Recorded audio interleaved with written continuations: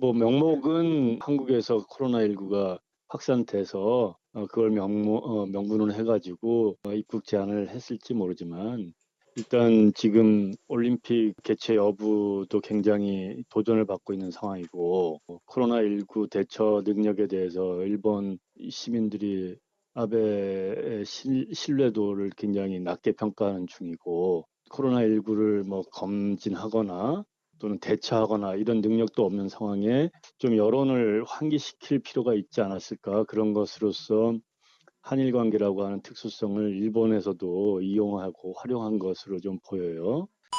일본에서 보도가 많이 나왔습니다. 아베 총리의 독단적인 총리 주도의 결단이었다라는 것인데요. 그 과정에는 그 아베 총리가 먼저 극우 인사로 알려져 있는 두 사람의 문학의 인사를 만난 다음에 이러한 결정이 나왔고, 거기에 대해서는 수상 관조라든가 각 부처는 거의 관여를 안 했다라는 것이 보도가 됐습니다. 그래서 아베 총리는 이러한 결단에 대해서 어떤 의사소통을 했고 회의록이 남아 있는가 라는 질문을 받았습니다. 그런데 아베 총리는 회의록이 없다고 그렇게 대답을 했습니다.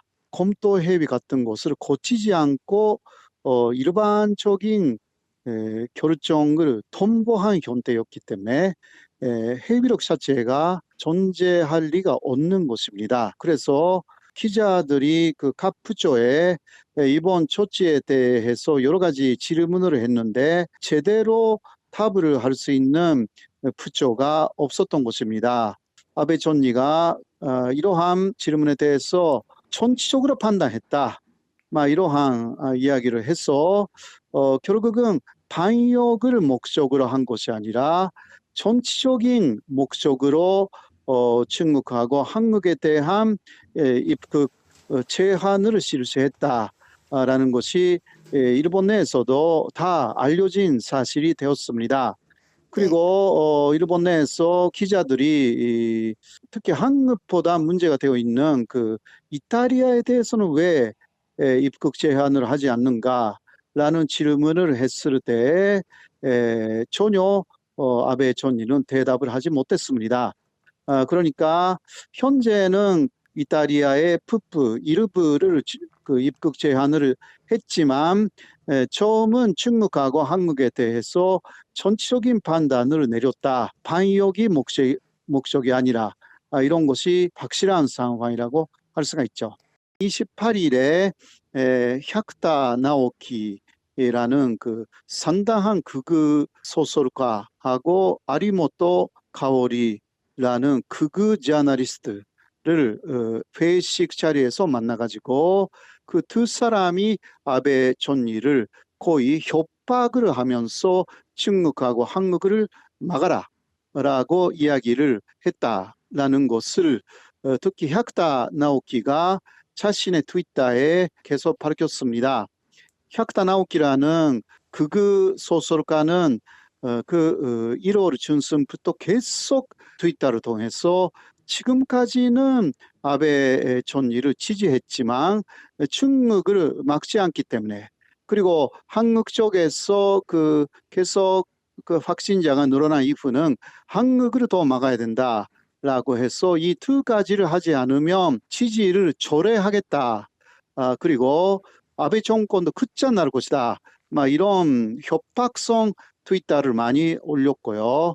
이 두 나라에 대해서 입국 금지를 하지 않는다라는 부분에서 절친한 혐한 세력인데도 불구하고 의견 대립이 있었던 것입니다. 아까 이야기한 극우 두 문화인 저널리스트하고의 회담 중에서 아베 총리는 경제적으로 계속 어려워질 가능성이 있다라고 이야기를 했다고 합니다. 그런데 아리모토 가오리라는 저널리스트가 현재는 지금 다 코로나 때문에 앞으로 어떻게도 움직일 수 없게 된다. 그거는 큰 문제가 아니다. 라는 이야기를 하여서 그것을 수용했다고 그렇게 보도가 되어 있습니다. 그런 식으로 해서 아베 총리는 일단 계속 떨어지는 지지율 36%까지 산케신문의 여론조사에서는 떨어졌기 때문에 이제 자민당 안에서도요, 더 이상 지지율이 떨어지면 위험 수위가 된다라는 이야기가 나왔다고 합니다. 그래서 먼저 그 핵심적인 지지 기반, 극우 쪽의 지지 기반 결집라는 목적을 갖고 이러한 결단을 내렸다고 할 수밖에 없습니다. 그 사람들이 혐한 세력이기 때문에 지지율을 올리기 위해서는 혐한라는 부분을 계속 강조를 해야 합니다. 그거는 뭐 보복이라고 볼 수도 있지만 외교 관계에선 상호주의 입장에 입각해가지고 해야 되는 거거든요. 어느 나라에서 어떤 행위를 하면 그에 상응하는 조치를 내려야 되는 거죠. 주권 국가라면 그런 차원에서 한 거라고 보이고, 만약에 뭐 일본이 그렇게 했는데도 불구하고 우리는 아무 조치도 안 했다.